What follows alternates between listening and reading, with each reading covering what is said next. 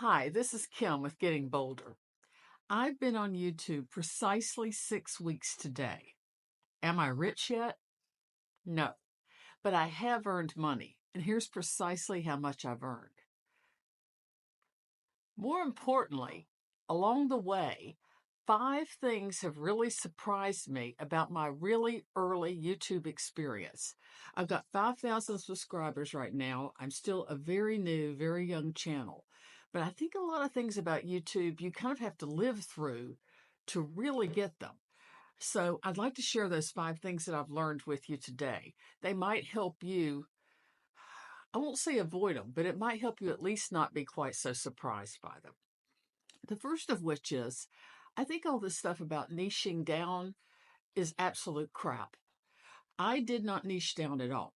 Niching down basically means you choose a topic. It might be travel, or it might be food, or it might be you're an exercise advisor, or you talk about finance. And you really present yourself as an expert in that topic and talk about it all the time.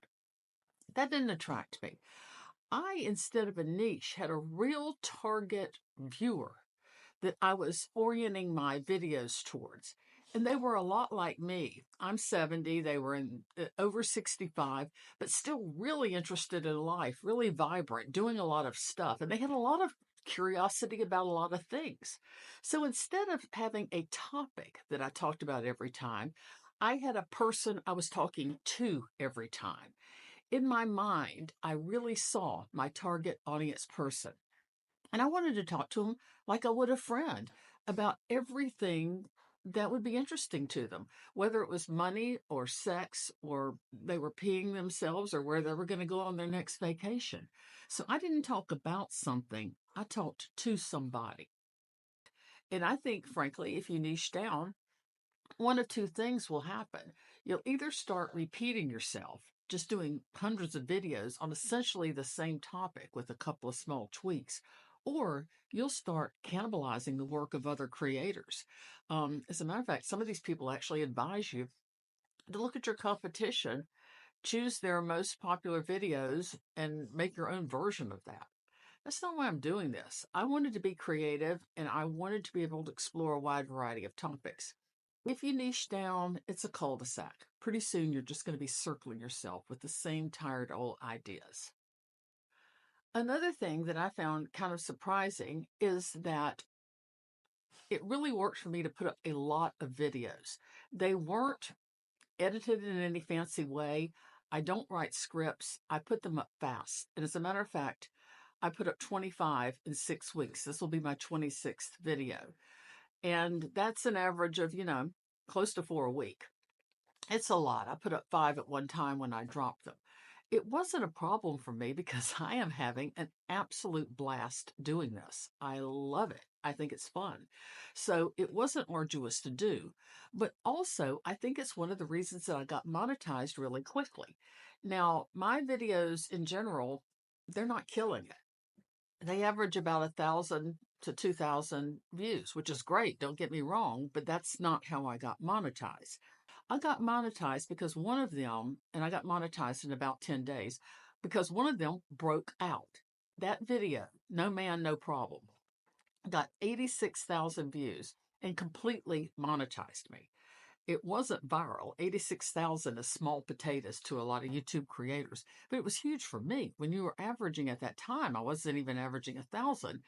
I was a very fledgling channel. Just like I said, 10 days in, I was getting several hundred views if I was lucky.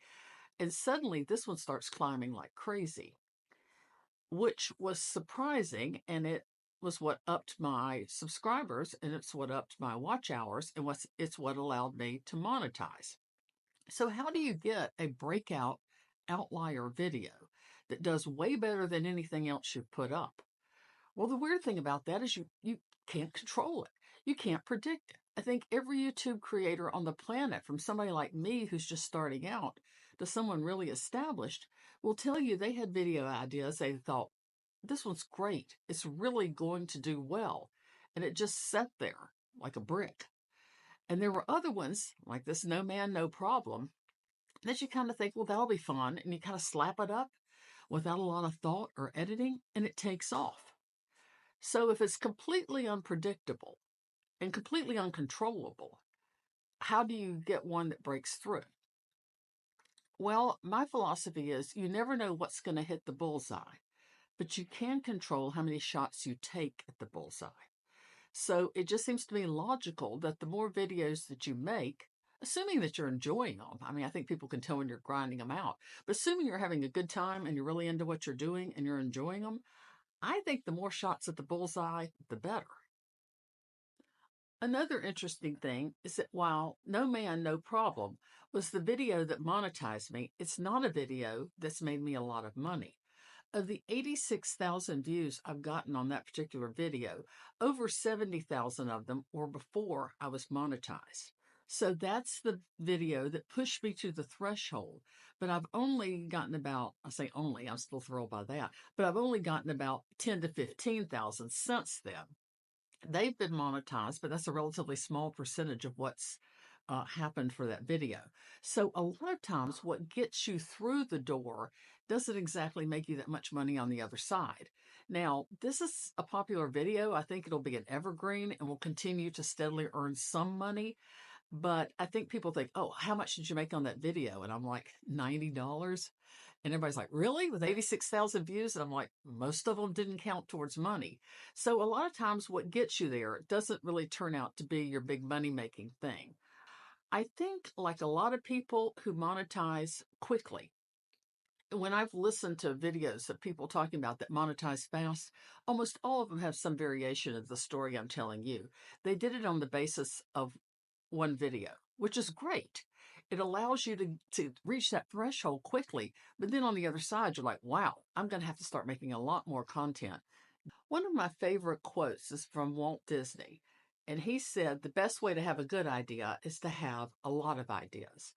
And I think YouTube is the perfect platform for people that have a lot of ideas. Before I started my channel, I wanted to make sure that I could keep thinking of topics and I wouldn't run out of material. So I took like a regular spiral notebook like we used to have in high school. And it was 60 pages in it. And I wrote an idea for a video on each one of those 60 pages. And I thought, if I could fill this book, if I have 60 ideas, I'll start the channel.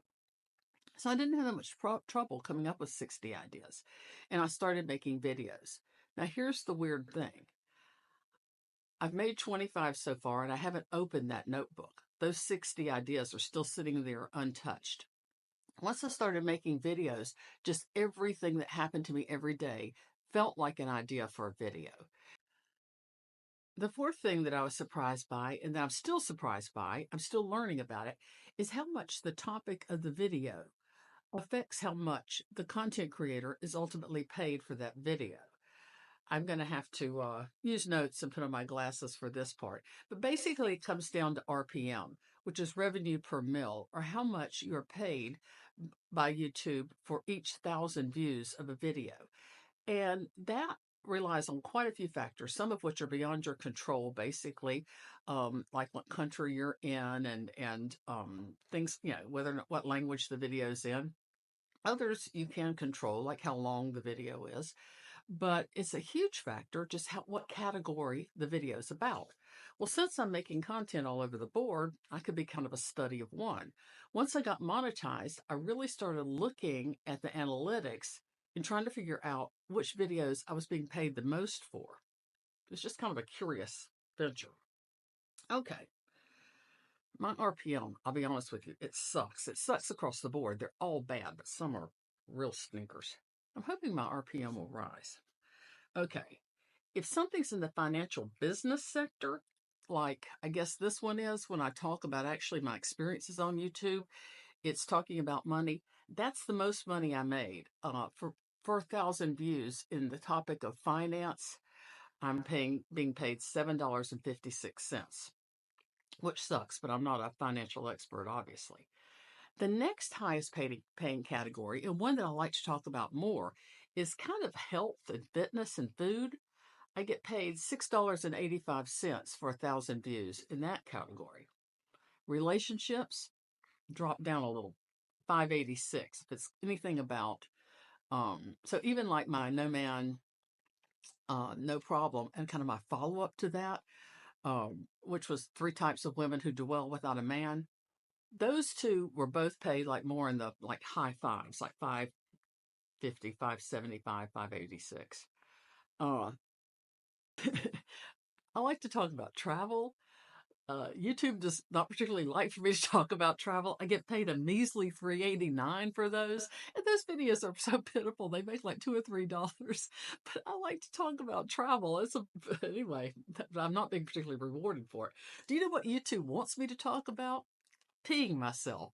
They are all into the videos about stop peeing yourself. I got paid like over $8. So anyway, unless I want to become an expert on peeing myself, I don't know. My RPM is just going to not be that great. So it is surprising to me that what you talk about has that big of an impact.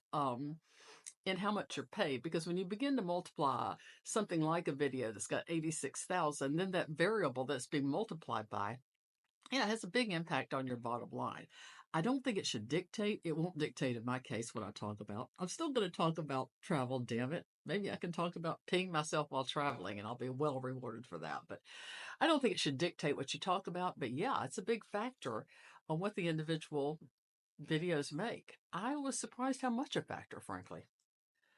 So I can definitely see how content creators who are really focused on doing this for a living and making money, which I completely understand and applaud, would be affected by the different rates that people are paid for different topics. But another way that YouTube can kind of screw with your mind a little bit if you're a starting out content creator is the question of impressions. Impressions is how frequently the algorithm shows a particular video to people who aren't, they're just out in the world that are interested in similar things, different types of focus groups, not necessarily your own subscribers. It's the way you can break out into a larger audience. And it varies wildly from video to video, at least it has for me. And that has been super interesting. The No Man, No Money video got over 1 million impressions. That's huge for me. Normally, my videos get somewhere between 5 and 10,000 impressions. So YouTube is showing my video to a relatively small number of people who might click through, watch a video, become interested in my channel, and hopefully subscribe. But they showed 1 million for that one video. And then the question kind of becomes, does the video succeed because YouTube is pushing it out to a lot of people? Or does YouTube push your video out to a lot of people because it's already succeeding? And I think the answer to that either or question is yes, because both are true. It's a real chicken or egg thing. If you have a video that is outperforming your other videos, YouTube algorithm tends to show it to more people. It's kind of like, hey, we may have a winner here, and they'll show it to larger groups, which I think kind of keeps the cycle rolling. Okay, it's being shown to more groups, more people are clicking on it. So the successful get more successful as the algorithm does that, and videos that stall could have a really hard time getting unstalled. The bottom line for all of this is I think that it can be really tempting and really easy for a creator to chase the ideas that YouTube seems to like, to really chase the algorithm. Uh, they like for me to make these types of videos on these types of topics. They are recommending them more. And so I'll just make more and more of those. And that's the fifth thing, that while this is happening to you, I sound like YouTube just jumped out of a tree and landed on me. Yes, I was walking down the street and suddenly I became a content creator. But you do choose YouTube, but also it sort of feels like it's happening to you. I worked a long time ago for Merrill Lynch, and they did this basically kind of cruel thing. This was in the 80s, and the days of the ticker tape were long over. We didn't technically use a ticker tape anymore. Everything was on computer, even in the 80s. But they would still play that sound of a ticker tape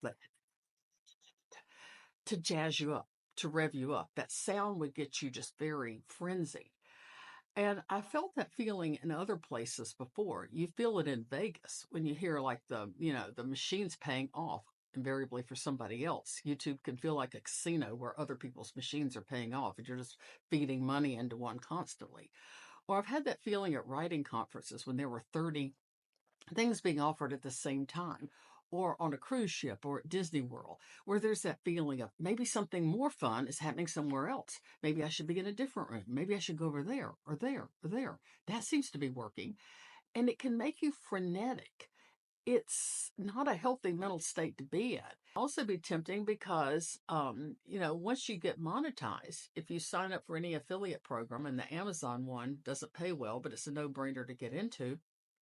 I've had, even in my small 5,000, subscribers, not huge channel, I've probably had 15 or 20 people reach out to me. We want to send you this product. We want you to talk about it. And I really think with my affiliate program, now, once again, I am in a privileged position. This is going to sound judgmental. I don't mean it judgmentally. I am comfortably retired. This is my side hustle. I'm doing this to live a slightly more secure and more. I mean, I want to make like 1,000 to 2,000 a month. I'd be thrilled if I could do that.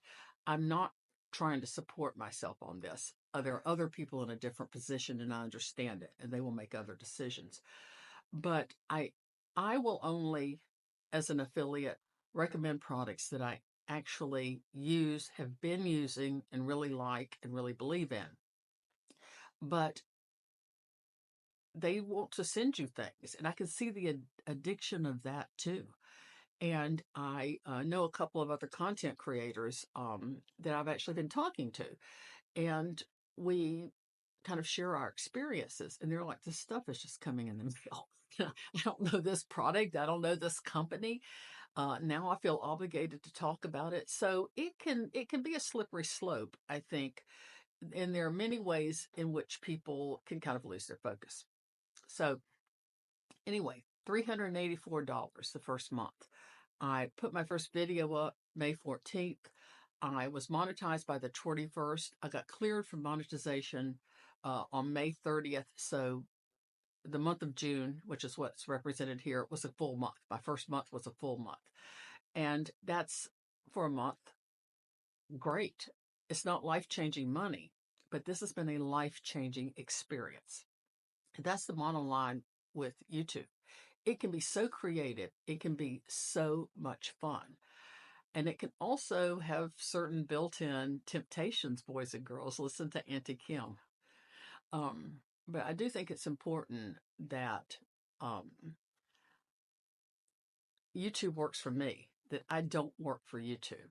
As a matter of fact, I think before it's over, my goal is to make YouTube my bitch. This is Kim with Getting Bolder. Thanks. Oh, and please subscribe. I'd like to have 6,000. That'd be great.